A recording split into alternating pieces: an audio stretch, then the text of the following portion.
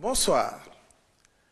À l'entame de sa communication, le président de la République a adressé ses condoléances les plus attristées au khalife général des Mourides et à la communauté musulmane suite au rappel à Dieu du khalife général des Baye Fall, Serigne Amdi Modou Mbenda Fall, et de Serigne Moustapha Saliou Mbacké, fils du défunt khalife général des Mourides, Serigne Saliou Mbacké. Le président de la République prend des décisions fortes pour redresser et moderniser la gestion des finances publiques. Après l'audit réalisé par la Cour des comptes, il est impératif d'agir vite et bien. Le chef de l'État exige un plan d'action clair et rigoureux pour redonner crédibilité et efficacité au système budgétaire et financier du pays. Il charge le Premier ministre de lui soumettre un calendrier précis pour appliquer les recommandations de l'audit. Un programme spécial de maîtrise des dépenses publiques doit aussi être proposé en tenant compte des réalités économiques et sociales et en s'inscrivant dans la vision Sénégal 2050. Dans cette dynamique, une nouvelle réglementation encadrera l'émission des emprunts de l'État et la gestion de la dette publique. Le ministre des Finances et celui de l'Économie doivent proposer, sous la coordination du Premier ministre, un décret sur les emprunts de l'État ainsi qu'un cadre organisationnel modernisé. Le gouvernement est aussi appelé à accélérer la digitalisation des systèmes économiques et financiers, à garantir la fiabilité des informations budgétaires et à mieux planifier les investissements publics. Autant de réformes qui visent une gestion plus transparente et performante. Mais cette transformation ne se fera pas sans dialogue. Le président veut des concertations inclusives avec les syndicats, le secteur privé et toutes les forces vives de la nation. Objectif: expliquer la situation, bâtir un consensus et assurer une mise en œuvre responsable et solidaire des réformes. Autre priorité affichée, l'accès à l'eau potable pour tous, surtout en milieu rural.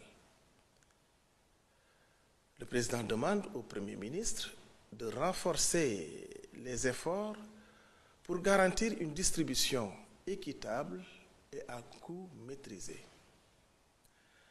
Un plan d'action global sera mis en place pour sécuriser la ressource en eau et moderniser les infrastructures d'approvisionnement. Cela passe aussi par une meilleure gestion des concessions et une tarification transparente, particulièrement en milieu rural.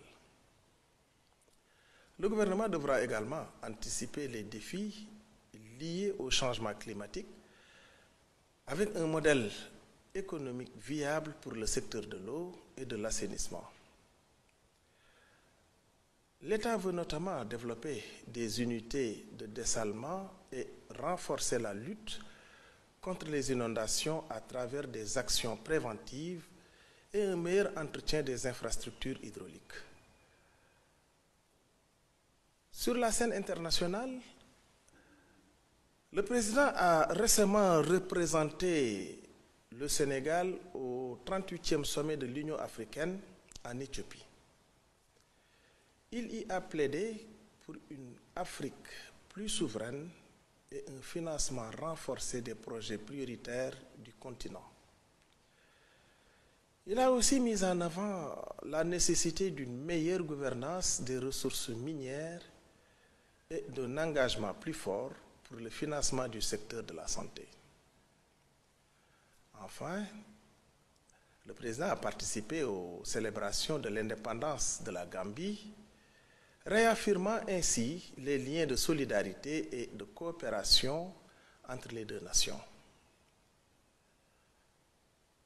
Ce vendredi 21 février, le Premier ministre se rendra à l'Assemblée nationale pour expliquer les leçons à tirer de ce rapport et présenter les actions correctives qui seront mises en place. Et parmi les priorités, mieux contrôler les dépenses publiques, réduire le train de vie de l'État et garantir une gestion plus transparente et éthique des finances. Mais ce n'est pas tout. Le Premier ministre prévoit également une grande rencontre avec les partenaires sociaux le 27 février. Cette réunion marquera le début d'un dialogue ouvert et inclusif avec l'objectif de mobiliser tous les acteurs de la société, les syndicats, les employeurs, la société civile, autour d'un même projet, redresser l'économie du pays.